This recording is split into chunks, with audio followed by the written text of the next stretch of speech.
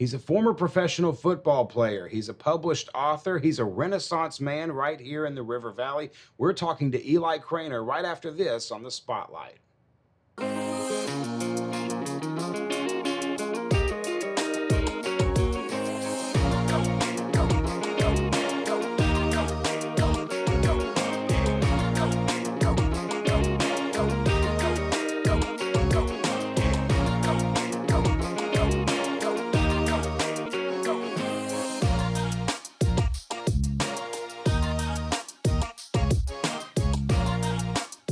Coming to you from the beautiful Alathus building in downtown Russellville, we welcome you into the Spotlight on this Wednesday.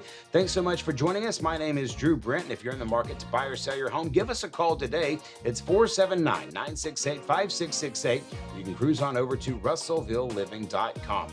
Don't forget, if you miss any of the Spotlight episodes, you can always check them out on the Facebook archive, or you can check us out on KARV Radio. That's AM 610 and 93.1 FM every Friday morning at 8:30. Don't miss it. We have an incredible guest today, and I've been so excited to have you on, Eli Cranor.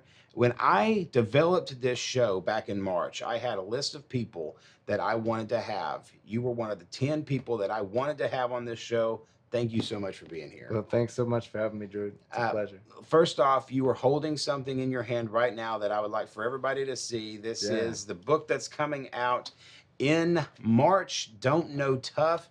The reviews on it are very, very good. You were called by the New York Times the voice to watch in the South. Talk about this book. Talk about the reviews, man. This is getting blown up. Yeah. Well, and it was Ace Atkins, he's a New York Times bestseller, but he's also he's a mentor of mine, a good buddy, and he's over in Oxford, Mississippi. He's the one who said that, about the voice to watch in the South. And so the New York Times bestseller Ace said that. So for clarification, yes. Yeah. So I'm excited about that. But yeah, man, this book is it's about 5 years in the making. And it's just been a part of what I've been trying to do since I was a football coach. I got out of coaching right around the time my daughter was born. And so I had a lot of energy left over. Right. And I was an English literature major at Washington Baptist University. So I had written then, and then I got out of coaching, and I thought, well, what am I going to do? What's the next hill to chase, or what's the next ladder to climb? And I turned back to writing. And so this wasn't the first manuscript that I had written. I think it was actually around the fourth book that I finished and then tried to find a home for. And so, I'm really excited that it's finally found a home. Interesting bit of trivia. This is the first time you've seen this, right? Yeah. So this is what's you see this little orange or this little red square. It's an advanced uncopied edition. So these are advanced copies. They're called ARCs, advanced reader copies, and they go out early to get reviews and to get stuff. And so this is actually Travis Simpson, a buddy of ours, copy, right? And he somehow got a copy before I've gotten mine. So that's a good little. And you're not at all salty about it either. I'm not. I think I've got a whole box of them, coming sometime this week. I hope so. I'm also fascinated by your story behind the story here, because and correct me if I'm wrong, but according to my research, you tried a couple of 100 times to get this out here before it finally found a home. That's perseverance, buddy. Is that accurate? That is accurate. So the way it works, if you want to be a published author, there's a lot of different routes that you can take. And I always have my mindset on becoming what's called a traditionally published author. So that's the ones that if you go in an airport, you're going to see books, on the shelf that are about traditionally published authors. That's Penguin Random House, Simon & Schuster, people like that. So when I got out of coaching, which was right around 2016, 2017, I immediately started writing short stories, books, things like that. And what you do is when you finish a book, so a manuscript is right around 80 to 100,000 words, 300, 350 pages. You then have to condense that down into what's called a query letter, which is about 200 to 300 words, and you send it off to an agent.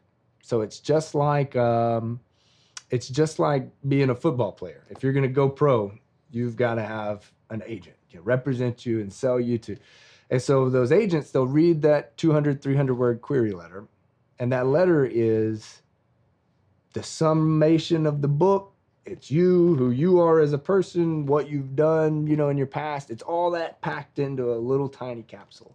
So like I said, this was the fourth manuscript I finished. And I did that for the first 3 books too.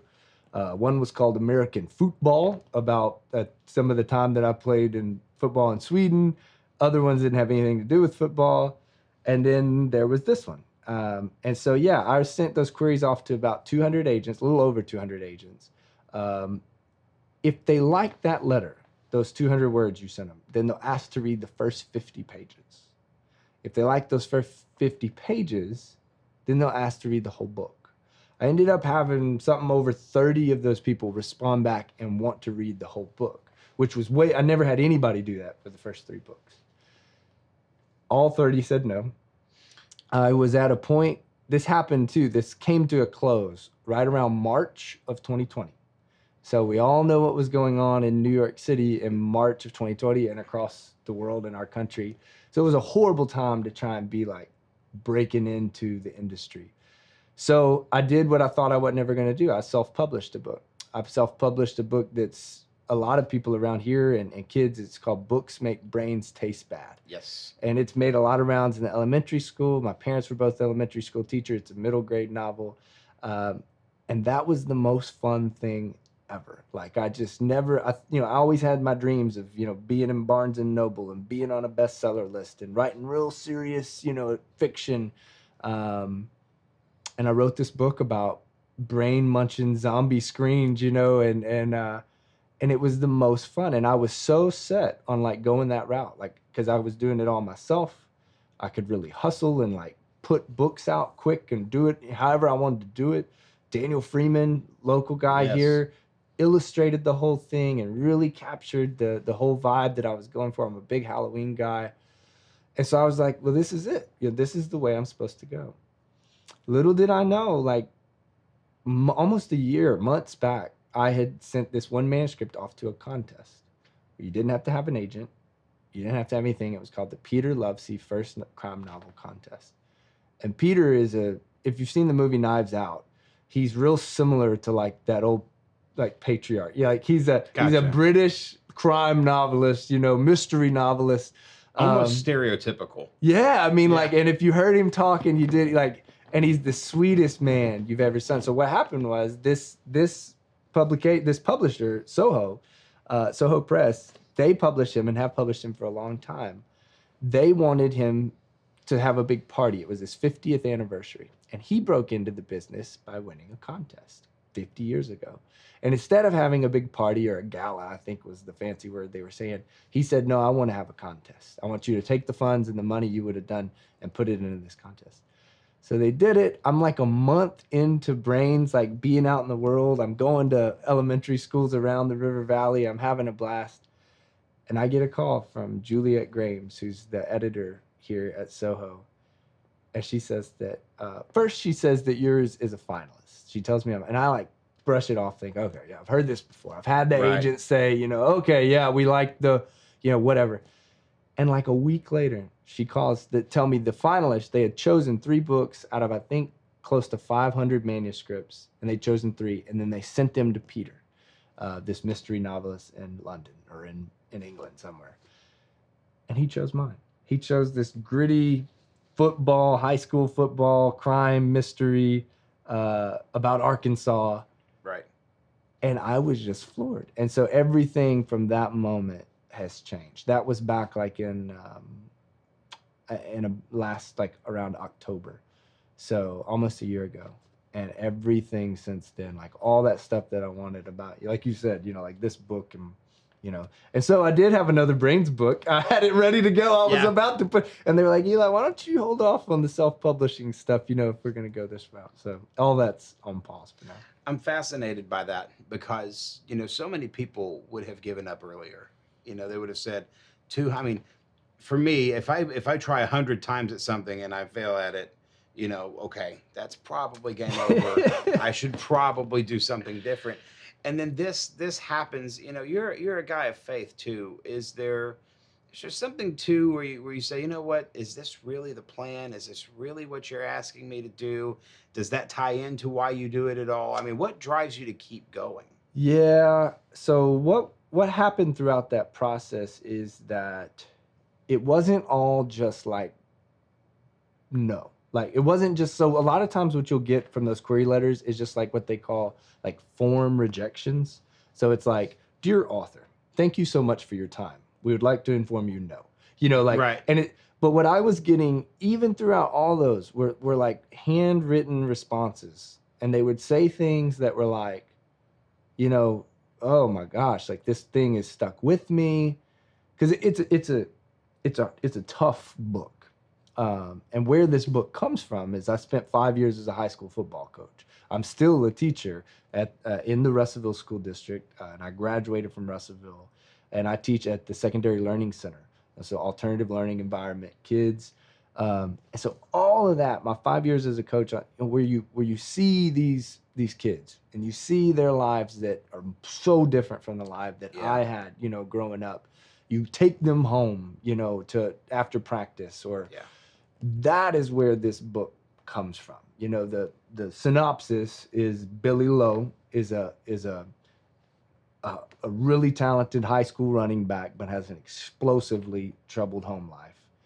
Then there's Trent Powers, who's a transplant coach to this fictional town called Denton, Arkansas, and he's from California, so he's a fish out of water, and he thinks he can save Billy Lowe.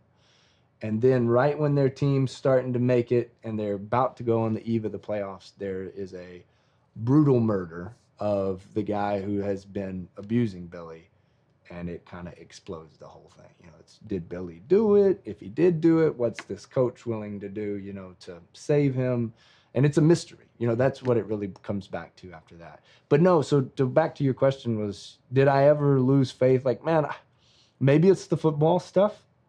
Like this thing that's been beat into me since I was in third grade, this idea that like if you just keep working hard enough, that it'll happen. And then I was getting encouragements along the way. I actually did get an agent somewhere along that 5-year mark. I had him for about a year. He worked a lot with me on the book, shaping the book.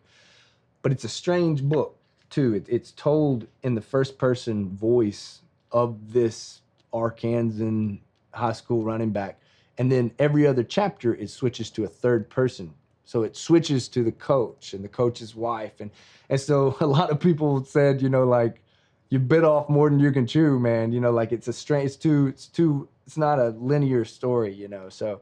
And then what's funny is when the book finally has come out, that voice and those chances I took, that's what everybody has liked the most, Right. So that's the biggest difference in literature and football is this stuff's so subjective, so. I noticed in your biography that you are a big Flannery O'Connor fan. Yeah. I am not going to be disingenuous and say that I'm a fan, Mm-hmm. but I have read several Flannery O'Connor short stories. As I'm listening to you give this synopsis of kind of this struggle Yeah. in a brutal murder, Mm-hmm. I can't help but think of Flannery O'Connor and A Good Man Is Hard to Find. And that just this conversation of good and evil that's happening and how the misfit is really trying to, I mean, there's clearly a battle going, and we are dropping viewers like crazy, but I'm going to talk about it anyway. It's fine. Do you draw from inspiration, things like Flannery O'Connor? I mean, where does your inspiration for things like this come from? It's the South, So I grew up. My family's from Forest City, so which is a whole nother world from here. East Arkansas, right? Eastern Arkansas, the Delta is another planet from the River Valley, and in 2 planets away from Northwest Arkansas. Yeah. So we lived there till right about when I was 5. My parents were both teachers, and then we moved here to the River Valley, which was different. And I grew up, going to Christmases and Thanksgivings, in the Delta, in Eastern Arkansas, and just seeing the differences between those worlds. But then when I got out of high school and graduated from Russellville, I went to play 1 year in South Florida at a school called Florida Atlantic, which is in Boca Raton. Home of the Owls. Home of the Owls, yeah. Howard Schnellenberger was the coach at that point. And Really? Yeah, he was our coach. Cool. Yeah, so and Coach Schnelly passed away this year. But yeah, so Schnelly was there. So I got out and I saw, from South Florida, I saw how people viewed Arkansas, how people viewed the South, because South Florida's not, even though it's South, it's not the South, And then I spent that year in Sweden playing football. And again, views on America and views on, so all of those things. And then, literary influences. Flannery O'Connor's real big for me. There's a TV series called Justified. That's one of my favorite shows. But the author behind that's a guy named Elmore Leonard. He has 42 novels, and I've read every one of them, a lot of them more than once. He's probably my biggest influence. And so, you mix all that stuff together. There was a band in high school called the Drive-By Truckers, Jason Isbell. Yes. Yeah, those guys, like that stuff, the stories they tell, and that you throw all that together. But at the heart of it, I think it's the South, and I think it's more, and it's Arkansas, and it's the hills, and it's our people. And now that I'm in touch with some of these people in New York City, and these, like, my agent is from New York through and through. My editor, they're all New Hampshire, New York. It's just so interesting to see, how they view us, and how they view this world, and what is our, because one big thing for me about this book is I don't know many books set in Arkansas. And it doesn't mean that it's a rosy picture of Arkansas. I'm not saying that everything in this book makes Arkansas out to be just the most perfect place either. It's just that I try to make it true. Right. That's what I'm after. So, there's no, other than telling a true story about a kid who's got it really tough and the place that he's from, that, and then how does football play into that? How does football shape him? How does it shape this coach, this idealistic young coach? That's what I was after. There's a great author from Oxford who's dead now. His name's Barry Hannah, and he had this great thing that he was like, I can read any story and I can buy any ending that you give me, as long as it's true. And I think that's what I'm after. When you read it and it resonates, and you're like, oh my gosh, like yeah. Even if that was some painful stuff or some tough reading, like that really happened. Yeah, that's the way it is. We're talking to Eli Cranor. His new book is coming out in March. We're talking more about that right after this on the Spotlight. Don't go anywhere.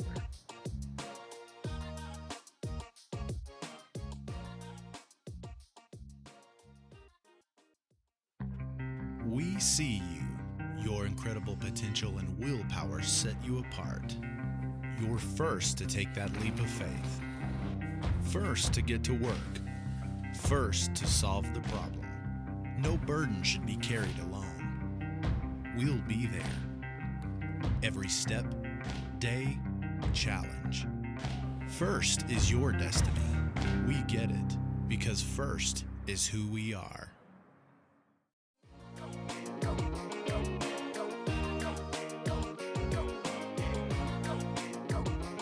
And we welcome you back into the Spotlight presented by Alathus Realty Live. If you're in the market to buy or sell your home, give us a call today. It's 479-968-5668 or cruise on over to RussellvilleLiving.com. The market's never been hotter. Now is the time. So give us a call today. It's 968-5668 or cruise on over to RussellvilleLiving.com. Coming up on Monday, it's the start of Arkansas Tech Week right here on the Spotlight. 5-hour-long shows next week, all spotlighting folks from Arkansas Tech University. Our friends have co-branded with us for next week. We are excited to bring you Arkansas Tech Week. That's September 20th through the 24th. That starts on Monday right here on Alathus Realty Live. Back in studio now with Eli Cranor. New book coming out in March. When is it coming out? March 8th, 2022. 2022. We were talking before the break about different influences, and talking about the reality of Arkansas. When I started my career in broadcasting, I ended up being very fortunate to go to Dallas and go outside of the state, working in several larger markets. One of the things that I noticed was we just were having a conversation before the break about Flannery O'Connor. The folks who are in these larger markets absolutely do not believe that Arkansans know who Flannery O'Connor is. Was that your experience too? Yeah, I mean, in all honesty, I had been asked multiple times, especially when I was in South Florida, if Arkansans wear shoes. Yeah.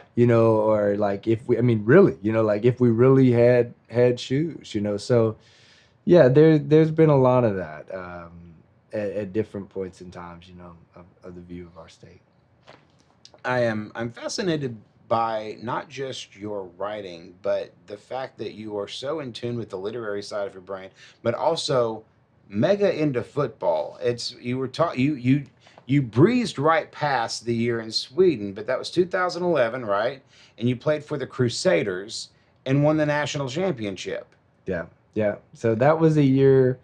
So I actually played 11. So 2010, I finished up my senior year at Ouachita Baptist.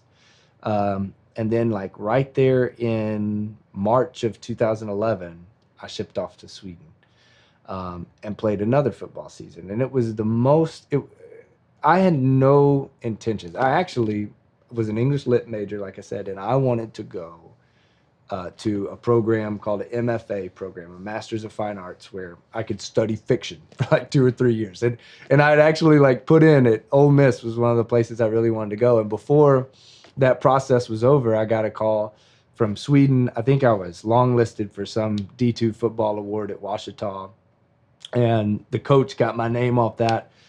And we had an interview, and he was like, yeah, man, if you want to come play football in Sweden for a year. The deal was, though, he asked, to have any interest in being a coach. And I said, yeah, because I really wanted to go to Sweden for a year, but I had no interest in being a coach. Because the reason he wanted to know that is not only did I have to play quarterback, but I had to bring an offense, install an offense with a team full of mostly Swedes or Norwegians or any Scandinavians. That's what most of the team was. And then I had to call the plays from the field, so it was the way that league worked was most of the team was made up of Scandinavian players. They could pay what they called imports, which were like me, like American imports. And they could save money if they didn't have to pay a coach and a quarterback. They could save money by just paying, one guy to do it all. So that year in Sweden it reinvigorated me with football. High school football is a fun, it's pretty serious still, especially now. College football is a job. I did 5 years of it and met people, lifelong friends, and nothing like that. I'm just saying it's a lot of work, to go through it. So by the time I was done, I was ready to go write stories and hang out in Oxford. And, I didn't want anything to do with it. But I thought, well, a free trip to Sweden, and make some money while you're doing it. So yeah, we went over there, we did all that, and it was great. We had some really good success, and they were really good before I got there. It was kind of one of those dynasty situations. And they're still very good, by the way. They're still very good. They are, I don't know, I think the 10 or 11 time repeating national champions. Yep. How many teams are in that league? So there's 10 teams, okay. And we actually ended up playing, I think we played 16 games that year. So I am so thankful that my body has held up, because we finished a college football season in December. And then in March, I started this Swedish football season in like 2 feet of snow, and we played 16 games, and we actually would play teams from Austria, Germany. We traveled, to play these. There's American football teams all across Europe, and they all have their own leagues, and it's all kind of interconnected. And when I finished, I was actually, I had actually signed a contract to play with a team in Cannes, France. So home of the Cannes Film Festival, the French Riviera. The team name was called the Cannes Iron Mask. But while I was here, I met my wife, my future wife. And I was only home for, I think it was like 3 months. So I ended up having to call break that contract. I had hair like down to here, get a haircut. And the only thing I could really get a job doing was coaching football. You know, like there was no, so she was like, Eli, you got to get a real job, man. You know, like you can't just be writing. So I started coaching there in Arkadelphia where I went to college, worked for a guy named J.R. Eldridge, who's now the head coach at Farmington. And then did that for 5 years until I stopped. And then I started writing. And thankfully, all that was really kind of that's where I draw so much of the stories, you know, and the stuff from that experience. I am interested in the balance that you have to try to live through and walk through as creative types, people who write, people, and I put myself semi in this category because if you're doing something like this, you have to be a creative type. So your mind is going all the time. Mm-hmm. What can I do to improve this? Does this writing element look okay? But you're a father, you're a teacher, you're an author, you're a husband. Mm-hmm. How do you shut it down? Yeah, this is probably a better question for my wife. Yeah. Because that was her deal, you know, like that's when coaching, when we knew, so I was a head coach at Clarksville for 2 years. And then I got out of that and went to go work for Cody McNabb, who coached here in Russellville, coached me, and he was at Morrilton. And I did that for 1 year as an assistant. And by the end of that year, the end of that season in November, my daughter was born. And my wife and I both just were like, you know, time's up. I'd played football since I was 9, tackle football, and coached my last season at 29. You know, never missed a season, had those college and Swedish season back. So it was like 20 straight years, you know, of football. And we just knew that it was up. My wife was thrilled because she, you know, we couldn't see ourselves trying to do the family thing with the amount of time, you know, that high school football calls upon. A lot of people do it and do it really well. It just wasn't our jive. You know, we didn't think we could make it work. So she was thrilled that like I wanted to, because I'm one of those people who doesn't idle well, you know, like I'm not just one of those guys who can just kind of like go home and sit down on the sofa and watch TV till it's bedtime or something. Like I don't do that. And when I try to, like I'm at my worst, you know, like I'm the least like content, you know, guy out there. So the way I do it is I treat it like a workout. And I think that comes from my football deal. And so that means that like every day I got to do something with writing. And most days, like with kids, that means it's like from 5 to 7, you know, or 5 to 6:30 in the morning. And that's really when my brain, you know, I'm one of the people when I wake up, you know, I've got the most. I haven't been drained yet, you know. So, and you can get so much done, you know. If I'm writing a novel, I aim for about 1,000 words in that hour and a half to 2 hours, you know. So a novel's 80,000 words to 100,000 words. So that's 80 to 100 days, you know, of staying right at it to get a rough draft out. But yeah, I don't know that it ever really goes off. And like my wife can definitely tell, like if I'm getting to the end of a book, you know, and it's now those 1,000 word days are going to 2,000 word days, and instead of an hour and a half, it's going to 3 hours. And Eli's, you know, going back into the office at night. Right. You know, she'll definitely say, you know, like I think her joke is like she's like, we just need to throw him a banana, you know, and wait till he's done. You know, she says I just kind of glaze over. So, but there's a balance, and that the way I do it is just trying to do a little each day. Throughout all of the things that you've been able to do, pro football player, coach, writing, family, there is something that changes a man profoundly when they become a dad. Mm-hmm. It just it revolutionizes your way of thinking. Do you think that when your children are born, your writing style changed a little bit?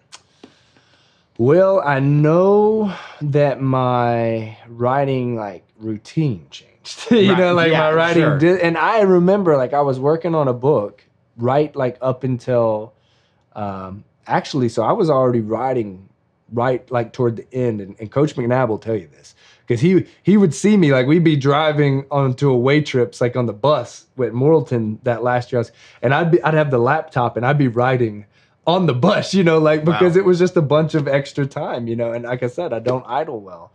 And I remember thinking, like, I want to get this book done before my daughter comes, because I just thought like I'd have no time. Like I just thought like I'll never have another hour to write for the next 18 years. Right, I don't yeah. know that's just what I was thinking. And what ended up happening was that I became so much more disciplined with my time. Like every time she was down for a nap for 2 hours or an hour, it's like I could go and like just tunnel vision. And that's really where we have 2 kids now, 4 and 2, and or almost 5 and 2. And that's what it has done, to my routine. In terms of how it's changed my writing is, I would say that it's almost like one of those, like you go like early in albums or something, like on a musician, and a lot of those early songs are like filled with angst and filled with, and a lot of the stuff I write now, which again, like you have to think, like this book's like 5 years old, like it's almost the age of so it's one of those early ones, and Right. it's filled with a lot of angst and but the stuff where I've gone to now is, man, there's like so much darkness in the world. And I believe this darkness is important because it can shine a light, on the dark side, stuff that people don't know. But it's like where I am now is I want to keep things light, keep things moving, give people an escape, that at least that's where I am now. Again, anything I'm working on now with the way publishing works, you might never see it, or it might be 2 or 3 years, Right. before you ever see it, but they've definitely lightened me up a little bit. We're wrapping up here with Eli Craner here on the Spotlight. This has been great, by the way, and we've got to do this again. If you're in the market to buy or sell your home, though, first off, you need to buy the book. That's coming out in March. But if you're in the market to buy or sell your home, we can do that right now. Give us a call today. It's 479-968-5668, or cruise on over to RussellvilleLiving.com. That's 968-5668 or RussellvilleLiving.com. I want to know what is next for Eli Cranor. Yeah, so there are a couple of different books that are in the works. There's an old saying in writing that if you talk about it, it's like letting the air out of a balloon. Like that if you don't ever talk about it. This is a John Grisham thing. Like you don't ever talk about it till you got the deal. Because, there's a lot of authors or people, and I'm very guilty of this, of talk your ear off about all the stuff that could happen, or it might be happening, but he's like, John Grisham says, like, once you have a book deal, then talk about it all you want, so I'll just say that there is, this book comes out in 2022. It'd be a huge goal of mine to have a book come out every year, for on to the end, so there's a deal, out there trying to happen right now where we could get another Arkansas-based story out in the world. You ever think about a podcast? No, man, I don't have time for a podcast. You have to tunnel vision that hour a week. That's and right. make this thing happen. Eli Cranor, thanks so much for joining us. Thanks so much, man. Drew. We got to do this again. Yeah. And Eli, of course, will be back with us in March. At some point, we're going to be a stop on the book tour, and that comes out. Pre-order if you can. That's coming out in March 2022. Don't Know Tough. Local boy, so make sure to support him. That's going to do it for the Spotlight on this Wednesday. Thanks so much for joining us. My name is Drew Brent, and if you're in the market to buy or sell your home, don't forget about us right here at Latest Realty. Give us a call today, 968-5668.